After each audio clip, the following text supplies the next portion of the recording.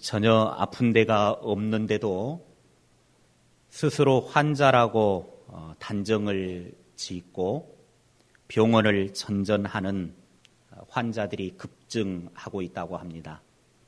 그러니까 실제로 몸에 병이 없는데 자기 스스로가 진단을 내려가지고 내 몸에 병이 있다 그렇게 생각해서 병원을 찾아다닌대요. 그 환자들을 건강염려증 환자라 그렇게 의사들은 말합니다. 또 환자들 중에는 의사가 특별한 진단이 없다라고 병이 없다라고 진단을 이렇게 내렸음에도 불구하고 의사의 말을 믿지 않고 이쪽 병원 의사는 돌팔인가 봐 하고 다른 병원으로 전전긍긍하면서 돌아다닌다고 합니다.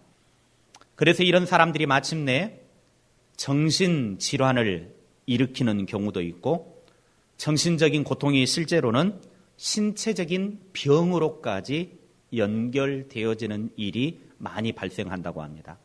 그러니까 원래 병이 없는데 자기가 병이 있다라고 의사들은 아무리 병이 없다고 그러는데도 안 믿고 자기가 스스로 병이 있다고 생각하고 이 병원 저 병원 돌아다니다가 안 나으니까 정신질환이 생기고 이게 정신에 충격을 받으니까 몸에 없는 병이 생겨나 버린다는 겁니다.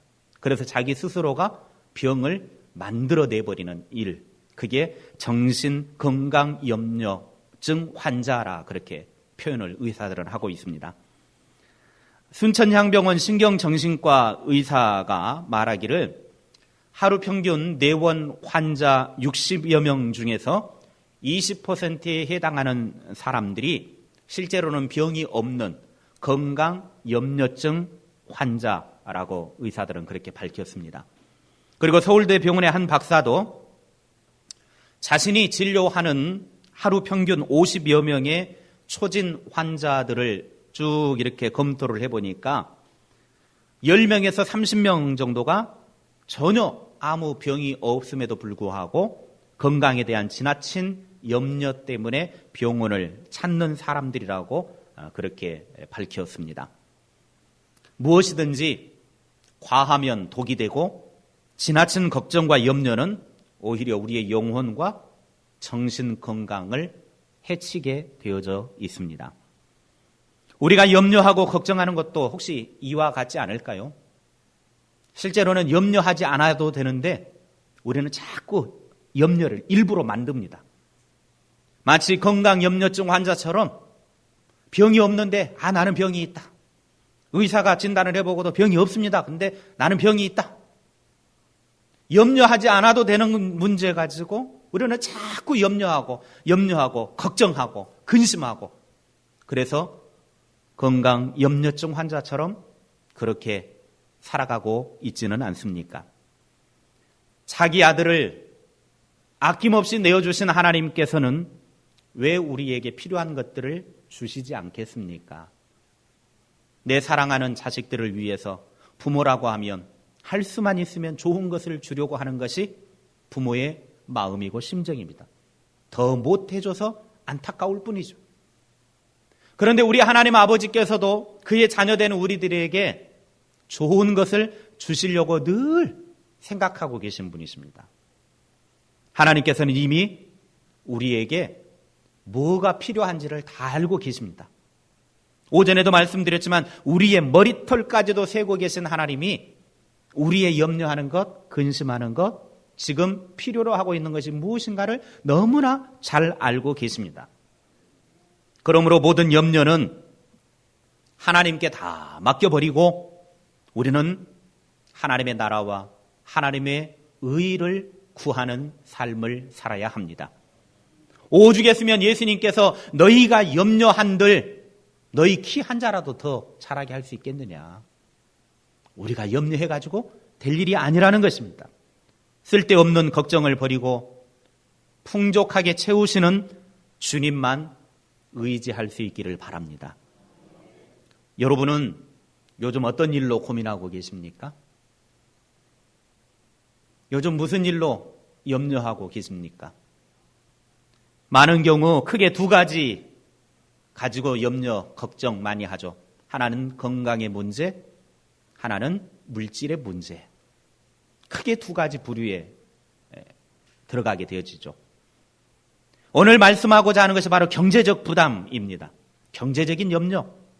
아브라함 역시 경제적으로 상당히 고민했던 부분을 오늘 말씀 속에서 담고 있습니다.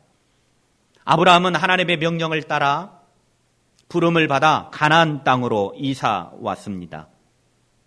그러나 가나안에 도착을 해보니까 가나안은 이미 오랜 세월 동안 가뭄에 시달리고 있었습니다. 하나님이 약속한 땅에 와봤더니 풍족한 것이 쫙 펼쳐져 있으면 젖과 꿀이 흐르는 땅처럼 모든 것이 풍족하다고 하면 고민하고 염려할 필요가 없습니다. 이야, 과연 이곳이 하나님이 보내신 곳이구나. 야호! 하면서 오기를 참 잘했다. 그러면서 그 가나안 땅을 차지할 수 있었을 것이고 걱정할 필요도 없었을 것입니다. 그런데 문제는 하나님이 명령했고 하나님의 말씀을 따라 가나안 땅으로 이사를 왔는데 그것도 가족, 친척, 아버지, 고향 다 버리고 오직 하나님만 바라보고 가나안 땅으로 이사 왔는데 이게 웬일? 완전 이건 쪽박 찰 일이 된 겁니다. 아니, 하나님의 말씀을 따라왔으면 무언가 좋은 일이 있을 줄 알았는데 와서 보니까 극심한 가뭄, 오랜 세월 동안 가뭄으로 가득 차 있어서 이 땅이 너무나 피폐해져 있었습니다. 그래서 너무나 어려운 형편 상황, 가나안에 양식이 없어서 아브라함은 깊은 고민을 할 수밖에 없었습니다. 왜냐하면 자기 혼자라고 하면 그냥 어떻게든 풀뿌리를 뽑아 먹든 어떻게든 생활하면 되지만 자기와 함께 왔던 식솔들이 많이 있기 때문에 경제적인 염려, 고민할 수밖에 없었습니다. 아브라함의 고민은 이것이었습니다. 내가 계속해서 이 가나안 땅에 머물러 있어야 하는가? 아니면 기름진 애굽으로 내려가야 하는가? 선택의 기로에 서 있었습니다. 지금 분명히 하나님의 약속을 따라 가나안 땅으로 왔는데 이 땅이 하나님의 약속하신 땅인데 기근과 가뭄과 물질이 없는 겁니다. 말 그대로 폐허 상태인 지역입니다. 그런데 조금만 내려가면 애굽에 물질이 풍부하고 먹을 것이 많고 그냥 바글바글 가기만 하면 그냥 풍족한 것이 너무나 많이 있어서 얻을 수가 있는 겁니다. 이제 고민을 하게 되는 것이죠.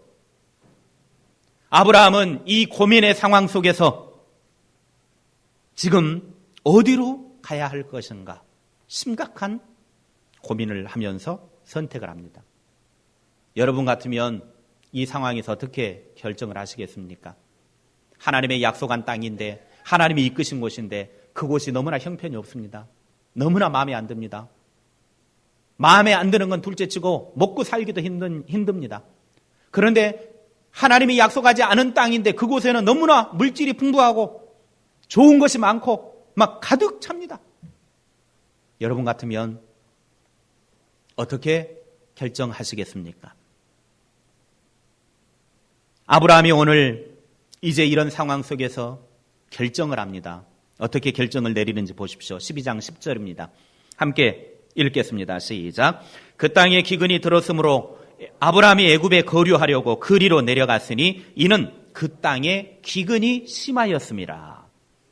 아브라함은 하나님께서 약속하신 가나안을 떠나서 애굽으로 내려가기로 결정을 하고 모든 식솔들을 이끌고 애굽으로 내려갑니다. 그런데 성경을 자세히 읽어보면 믿음의 사람이라고 하는 아브라함이 이 중요한 결정을 해야 될 때 신앙적인 고민, 걱정, 어떻게 할 것인지 하나님 앞에 물어보았다든지 기도했다든지 이런 흔적이 전혀 드러나지 않고 있습니다. 그냥 쉽게 현실을 받아들이고 인정을 하고 아니야, 하나님의 허락하신 가나안 땅이지만 우리가 이곳에 살 수 없다. 그러니 우리는 현실을 인정하자 하고 그냥 물질이 풍부한 애굽으로 가기로 결정을 해버리고 그냥 모든 식솔들을 데리고 떠나버립니다. 이게 바로 아브라함의 모습이었습니다. 선택의 상황 속에서 중요한 결정을 해야 될 일들 속에서 하나님 앞에 고민하지 않고 하나님 앞에 물어보지 아니하고 그냥 현실을 인정하고 하나님이 약속한 것이든 말든 그건 필요가 하지 않다라는 거죠. 그냥 현실을 인정하고 있는 곳으로, 풍부함이 있는 곳으로 떠나버리고 맙니다. 하나님의 명령을 의식할 만한 믿음이 없었기 때문입니다. 보통 사람들이 선택의 상황에서 믿음이 없으면 별로 그렇게 고민은 하지 않습니다. 믿음이 없으면 별로 고민할 염려가 없어요.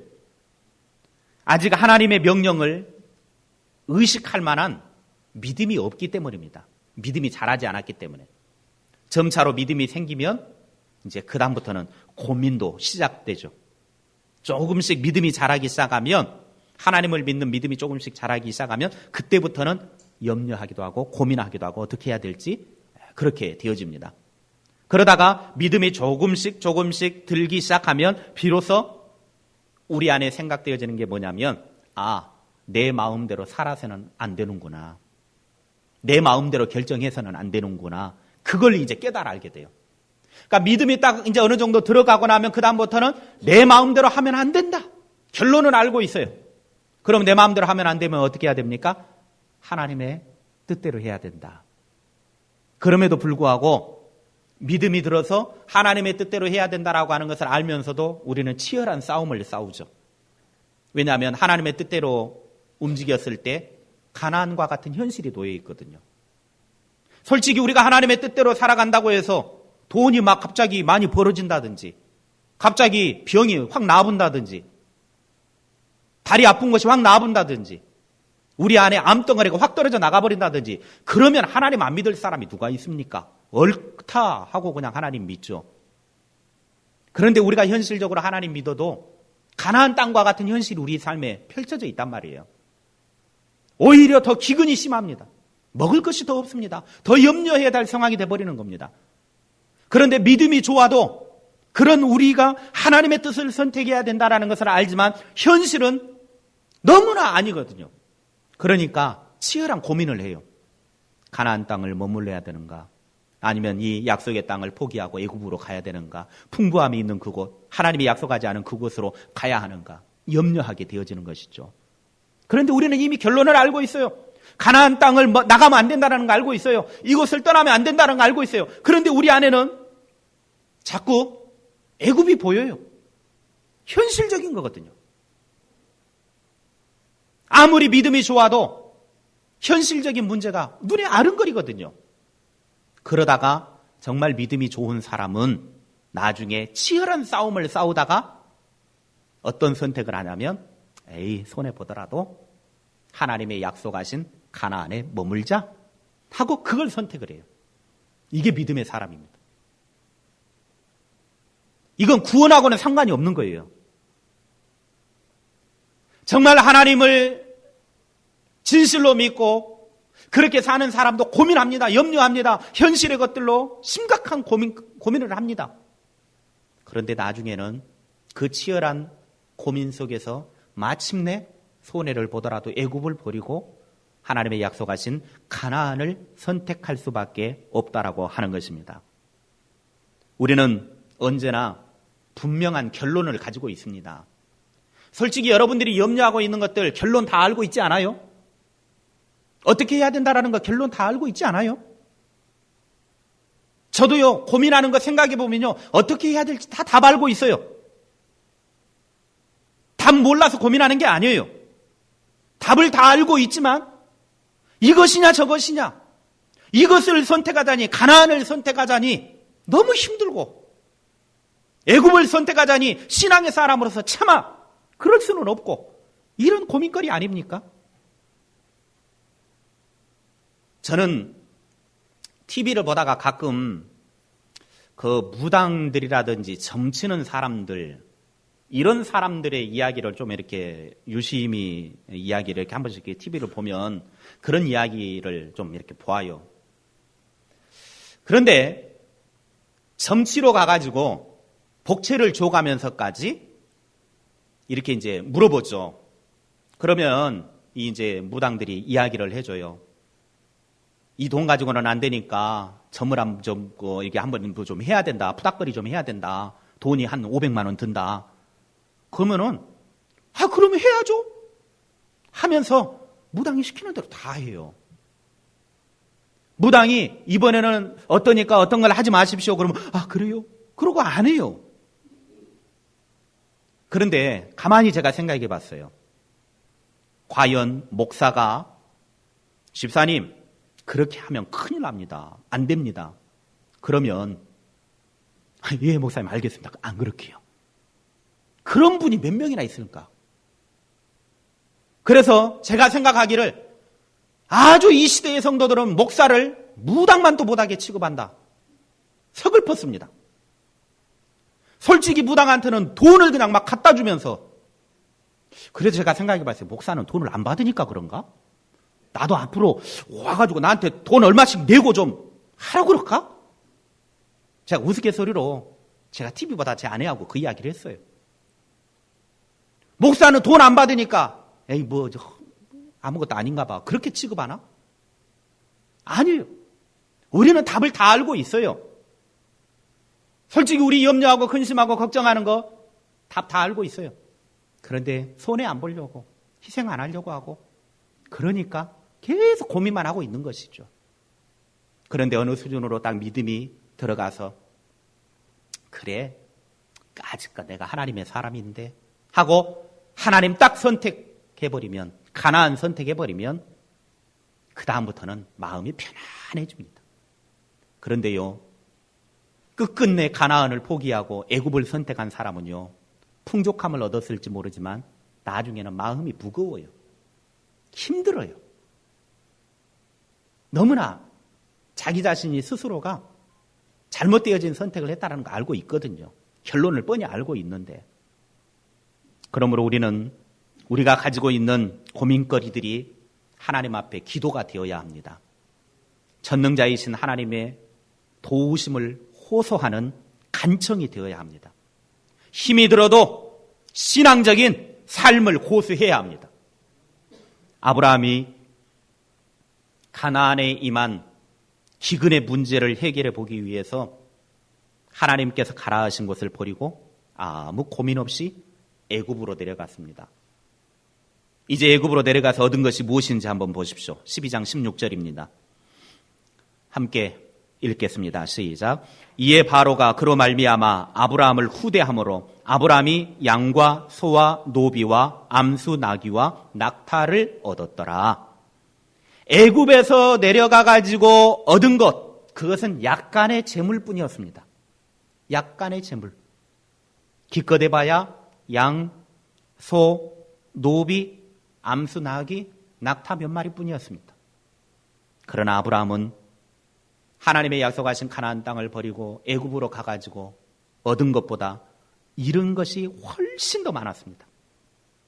약간의 재물은 얻었을지는 모르겠지만 너무나 많은 것을 잃어버렸습니다. 뭘 잃어버렸습니까? 신앙적인 고민 없이 선택한 아브라함이 잃어버린 것이 무엇이냐? 첫째, 정직함을 잃어버렸습니다.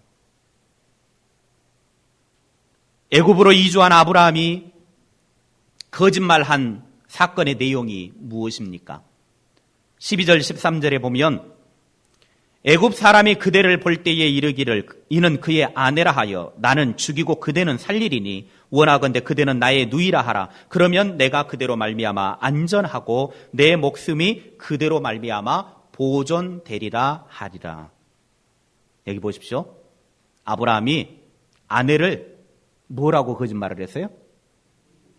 누이라고 하자. 아내를 우리가 애굽에 가게 되어지면 당신 너무나 이뻐. 당신 너무 이뻐서 애굽 사람들이 뿅 갈 거야. 우와, 너무 이쁘니까 나 죽이고 당신 뺏어갈 거야. 그러니 당신이 절대 내 아내라고 하지 말고 누이 동생이라고 그렇게 하자. 그러면 그 사람들이 내 목숨 살려주고 너 때문에 나 안전하게 지켜줄 거야. 이런 치사한 놈. 자기 마누라를 자기 목숨 좀 구해보겠다고 누이 동생이라. 그 말은 애굽 사람들이 데려가서 아내 삼아도 된다라고 하는 소리 아닙니까? 이런 치사 빤스가 어디 있습니까? 어떻게 남편이 돼가지고 자기 좀 살겠다고 아내를 내줘도 된다라고 하는 생각으로 거짓말을 합니다. 근데 아니나 다를까 사례의 미모는 너무나 빼어났습니다. 얼마나 이뻤는지 사람들이 다 뿅 가죠. 결국은 누이 동생이라고 애굽에 내려가가지고 거짓말을 합니다.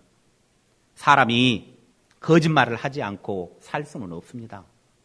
솔직히 거짓말하지 않고 살 사람이 누가 있습니까? 우리는 거짓말 안 한다고 말을 에이 나는 거짓말 안 해. 그러지만 그 사람이 제일 거짓말쟁이입니다. 거짓말이라고 하는 것은 사실이 아닌 것을 사실처럼 말하는 것입니다. 이게 거짓말이에요. 더 나아가면 거짓말은 다른 사람을 속이려고 하는 의도를 가지고 하는 말입니다. 정도의 차이는 있지만 사람은 다 거짓말에서 자유로울 수는 없습니다. 서당에 다니는 아이 3명이 이제 서당에서 공부를 하다가 길을 가는데 길을 가다가 동전 한 푼을 주었습니다. 그러면 이제 3명이 가다가 동전 한 푼을 주었으니 이걸 어떻게 가질까? 누가 이걸 가질까? 이제 고민을 하다가 한 아이가 제안을 합니다. 우리 중에 거짓말을 제일 잘하는 애가 이 동전 갖기로 하자. 그래가지고 이 3 아이가 서로 이제 거짓말을 합니다. 한 아이가 이렇게 거짓말을 합니다. 우리 아버지는 바람이 너무 세서 지리산이 쓰러진다고 지게 짝대기 들고 바치러 갔다. 그러니까는 다른 아이가 이렇게 이야기합니다. 야야야, 우리 엄마는 날이 너무 가문다고 열맞이기 논에 오줌 누러 갔다. 그러니까 또 다른 아이가 이렇게 이야기합니다. 우리 누나는 장마가 너무나 길다고 해서 바늘과 실을 가지고 찢어진 하늘 꿰매러 간대. 이게 이야기를 들어보니까 누구 거짓말이 가장 센 거짓말인지 알 수가 없는 겁니다. 그래서 그러면 이 동전을 어떻게 할까? 그러다가 후장 선생님은 잘 아실 거야. 우리 스승님이니까 잘 아실 거야 해가지고 동전 한 입을 들고 이 3명이 훈장 선생님에게 갔습니다. 선생님, 우리가 이게 동전 하나를 주었는데 이 동전을 누가 가질 것인가? 거짓말 제일 잘하는 사람이 가지기로 했습니다. 그러니까 훈장 선생님이 땡기는데 할 일이 없어서 거짓말. 그러면서 훈장 선생님이 이렇게 이야기합니다. 나는 지금까지 살아오면서 한 번도 거짓말한 적이 없다. 그러니까 아이들이 이 동전은 스승님 겁니다. 스승님 앞에 엎드려가지고 절하면서 스승님께 드리고 와버렸다는 겁니다. 나는 한 번도 거짓말한 적이 없다 그러니까. 그게 제일 센 거짓말이 돼버린 겁니다. 독일 최고의 문학가인 괴테는 이렇게 말을 했습니다. 거짓은 매우 간악한 것이다. 하지만 우리들은 거짓에 의해 생활한다. 사람은 의식적이든 무의식적이든 습관적으로 거짓말을 하며 산다라고 하는 것입니다. 아브라함의 거짓말은 습관성이었습니다. 거짓말하는 것이 삶의 습관이 되어버렸어요. 20장에도 가보면 거짓말을 하는 장면이 나옵니다. 어떤 거짓말을 하냐면 그랄이라고 하는 지역으로 이제 이주를 하게 되어지는데 그랄 사람들에게 똑같이 아내를 누이 동생이라고 하자. 거짓말을 합니다. 그러니까 그랄 왕 아비멜렉이 사라를 첩으로 데려갑니다. 사라를 첩으로 데려가니까 하나님이 그때 그랄 왕 아비멜렉에게 확 개입을 하셔요. 그래가지고 하나님이 하시는 말씀이 아비멜렉에게 뭐라고 말하냐면 내 이놈 남편이 있는 여자 건드리면 너 죽어. 너 죽기 싫으면 그 여자 보내. 하나님이 개입을 하셔요. 그러니까는 아비멜렉이 뜨끔하죠. 남편이 있는 아내 건드리면 너 죽어. 그 소리 들으니까 그러니까 남자들은 함부로 조심해야 돼. 잘못했다가는 너 죽어 그러면은 죽어도 좋아요. 이쁜 여자 한번 그냥 어떻게 해보려면 죽는다니까요. 남자들은 조심해야 돼. 아무튼 이쁜 사람만 보면 침 질질 흘리는 사람들은 조심해야 돼. 너 죽어 그러니까 아비멜렉은 정신을 차렸어요. 그래서 다음날 아브라함을 불러다가 너 왜 나한테 거짓말했어? 왜 네 아내를 동생이라고 그래가지고 내가 네 아내를 첩으로 데려오게 만드냐? 오늘 밤에 네 아내 내가 같이 잠자리 들었다고 하면 어떻게 될 뻔했냐? 너 때문에 이 민족 큰일 날 뻔했다. 당장 데리고 가라 하고 돌려보냅니다. 거짓말은 습관입니다. 한 번 거짓말하면 두 번 거짓말하게 되고 두 번 거짓말하면 세 번 하게 되어지고 거짓말이 계속해서 진행이 되어집니다. 더구나 가정에서 가장의 거짓말은 가정의 물을 흐리게 만듭니다. 가장이 거짓말하기 시작하면 가정은 아주 물이 흐려져요. 아버지 아브라함의 모습을 꼭 빼닮은 행동을 아들 이삭이 저지릅니다. 26장에 가서 보면 이삭이 그랄에 거주하게 되어졌는데 그의 아내 리브가는 상당히 미녀였습니다. 좌우지간 마누라들은 이쁜 여자들만 어디서 데려다가 아브라함도 이쁜 여자, 그의 아들 이삭도 이쁜 여자, 리브가 데려다가 거기에 가서 보니까 아내 리브가가 너무나 미녀예요.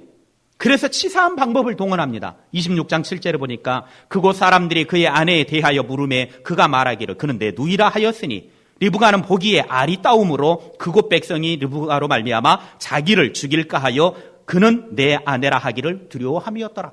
아버지하고 똑같이 합니다. 그 아버지 그 자식이에요. 결국은 아버지가 한 대로 똑같이 그의 아들이 따라하고 있더라는 거예요. 아버지가 거짓말하는데 한치 오차도 없이 거짓말을 똑같이 합니다. 이게 이쁜 여자 고르는 것도 아버지 따라서 이쁜 여자 고르고 아내를 누이 동생이라고 거짓말한 것도 아버지하고 똑같이 따라하고 이게 결국은 가정의 가장이 그런 일을 하니까 자식도 그렇게 따라하더라는 것입니다. 만약 당신이 내 아내라고 하면 사람들이 나를 죽이고 당신을 빼앗아갈 거 뻔하니까 누이 동생이라고 합시다.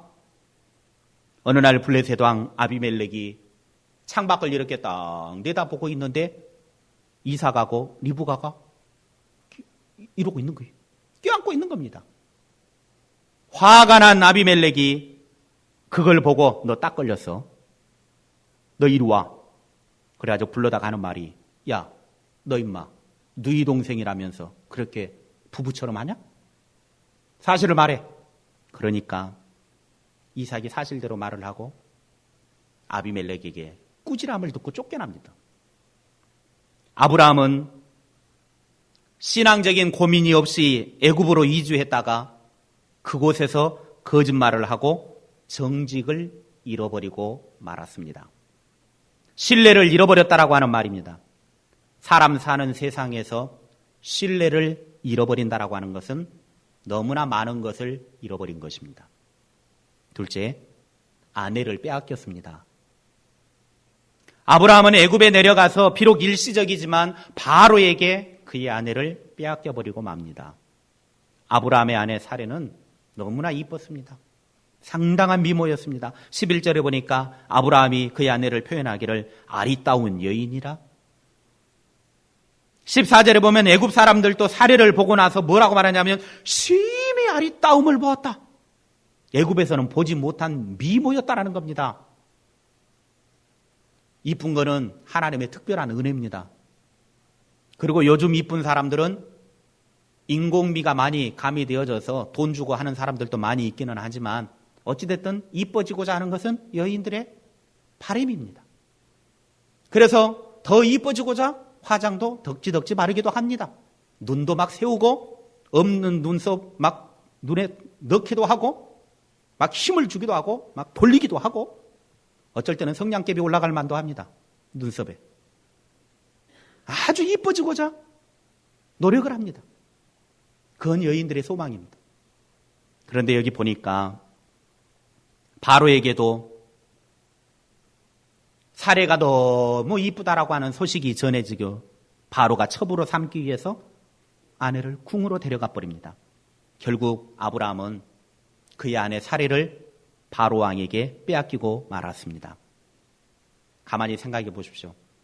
무엇 때문에 아브라함이 그의 아내를 빼앗겼을까요? 근본적인 이유가 뭘까요? 힘이 없어서요? 아닙니다. 근본적인 원인은 내려가지 말아야 될 애굽으로 내려갔기 때문입니다. 마누라가 이뻐서 빼앗긴 것이 아니라 가지 말아야 될 곳에 가버렸기 때문에 결국은 아내를 빼앗긴 거예요. 이건 뭘 이야기하냐면 믿음의 사람들이 가지 말아야 될 곳에 가면 빼앗기는 것이 많다라는 것입니다. 믿는 사람들이 가지 말아야 될 곳에 가다 보면 너무나 많은 것을 잃어버립니다. 왜 믿음의 사람들이 가지 말아야 될 곳에 자주 출입을 합니까? 점집을 간다든지 술집을 드나든다든지 나이트나 댄스장을 드나든다든지 가지 말아야 될 곳에 가면 결국은 잃어버리게 되는 것입니다. 빼앗기게 되는 것입니다. 우리 믿음의 사람들 중에 가지 말아야 될 곳을 자주 출입하는 사람들은 조심하시기 바랍니다. 빼앗길 것이 많습니다. 조심해야 합니다. 큰 낭패 볼 날이 옵니다. 내게 있는 소중한 것 빼앗기고 말 것입니다. 하나님의 은총은 하나님의 말씀에 순종하는 삶 가운데 있습니다. 하나님께서 가라 하시는 곳에는 가고 가지 말라고 하는 곳에 가지 않는 순종이 우리에게 필요합니다. 근데 하나님 말씀 따르지 않으면 결국은 소중한 것을 빼앗겨 버립니다. 아브라함이 아내 사례를 빼앗긴다라고 하는 것은 단순하게 아내를 빼앗기는 문제가 아닙니다. 왜냐하면 하나님께서는 아브라함과 사례를 통해서 큰 민족을 이루시겠다고 하셨는데 하나님의 계획까지도 망쳐버릴 일이기 때문에 그렇습니다. 그런데 하나님은 하나님의 계획을 망쳐버리지 않도록 하기 위해서 개입을 하신 거죠. 왜? 하나님이 약속하신 것을 이루어 가야 되니까. 셋째, 하나님 백성으로서의 명예를 잃어버렸습니다. 하나님께서 가라고 보여주신 땅인 가나안에 도착한 아브라함은 가나안의 심각한 기근 때문에 하나님께 묻지도 않고 이 문제를 피해보고자 애굽으로 물질을 따라 내려가 버리고 맙니다. 지극히 인간적인 선택을 하는 것이죠. 그곳에서 아내의 미모 때문에 애굽 사람들이 자신은 죽이고 아내를 빼앗아 갈까 봐 아내를 누이로 속였다가 아내를 바로 왕에게 빼앗기고 맙니다. 그 일로 인해 발생한 일이 무엇인지 보십시오. 12장 17절입니다. 함께 읽겠습니다. 시작. 여호와께서 아브라함의 아내 사레의 일로 바로와 그 집에 큰 재앙을 내리신지라. 하나님께서 그날 밤 바로 왕에게 나타나셔가지고 바로와 그 왕실에 큰 벌을 내리셨습니다. 재앙을 내리셨습니다. 심한 병을 앓게 하셨습니다. 솔직히 잘못한 사람은 바로가 잘못했습니까? 아브라함이 잘못했습니까? 아브라함이 잘못했어요. 바로는 잘못한 것 없어요. 그런데 아브라함이 잘못했는데 벌은 누가 받아요? 바로가 대신 받고 있어요. 내가 하나님의 말씀에 불순종하고 내가 잘못되어졌는데 나 때문에 주변 사람들이 재앙을 받고 나 때문에 주변 사람들이 어려움을 당하고 나 때문에 주변 사람들이 질병에 허덕이게 되고 이 나라고 하는 것이 믿음의 사람을 이야기합니다. 믿음의 사람들이 잘못을 하면 그저 나 하나의 잘못이 아니에요. 믿음의 사람들은 내가 잘못하면 나 때문에 주변 사람들이 고통을 당한다라고 하는 거예요. 그래서 믿음의 사람들은 잘해야 돼요. 믿음의 사람들이 잘 살아야 되고 똑바로 살아야 됩니다. 아브라함이 똑바로 살지 못하니까 아브라함이 잘못되니까 아브라함 때문에 바로의 집안이 바로의 궁이 재앙을 당한 거예요. 우리는 그저 나 한 사람으로 끝나는 것이 아닙니다. 나 한 사람이지만 나 때문에 하나님의 자녀인 나 때문에 내가 잘못한 것 때문에 주변 사람들이 고통을 당하고 힘들고 눈물 흘리고 재앙을 당할 수밖에 없다라고 하는 사실입니다. 아브라함이 거짓말한 것 때문에 바로가 대신 그 재앙을 받은 것이죠. 그래서 바로가 아브라함을 불러다가 혼을 냅니다. 너 왜 네 아내를 누이라고 속여서 내가 네 아내를 취하게 하였느냐? 너 때문에 우리 가문이 큰일 날 뻔하지 않았느냐? 우리 왕궁이 어려움을 당할 뻔하지 않았느냐? 당장 아내 데리고 가라. 표현은 곱게 표현되어져 있지만 상당히 욕지거리를 했을 것입니다. 걔 아들놈아 10원짜리 20원짜리 막 해가면서 막 욕을 해댔을 겁니다. 너 때문에 우리 집안 망할 뻔했다. 당장 데리고 꺼져라 하면서 막 소금 뿌리고 태태하면서 내보냈을 것입니다. 결국 아브라함은 바로 앞에서 책망을 받고 쫓겨나 버렸습니다. 물질과 번영으로 상징되는 애굽을 따라가면 일시적으로는 조금의 이득을 볼 수 있지만 무언가 손에 잡은 듯해 보이지만 그러나 결론은 남는 것이 아무것도 없고 결국은 욕 얻어먹고 쫓겨나는 신세가 되고 맙니다. 생각이나 고민 없이 가나안을 떠나서 애굽으로 갔던 아브라함이 애굽 왕 바로에게 호되게 욕을 얻어먹고 돈 한 푼 벌지 못하고 다시 하나님께서 주시기로 약속한 가나안 땅으로 올라갑니다. 비참한 신세가 돼가지고 다시 올라오죠. 내가 있어야 될 곳은 애굽이 아니라 가나안이구나. 우리가 그러잖아요. 뻔히 선택해야 될 것이 가나안이라고 하는 것 알지만 가나안의 현실은 너무 힘드니까 애굽이라고 하는 물질, 좋은 것 그것을 선택하고 갔다가 거기에서 실컷 얻어터지고 있는 것들 다 빼앗기고 만신창이가 돼서 나중에 아이고 내가 있어야 될 곳은 여기가 아니구나.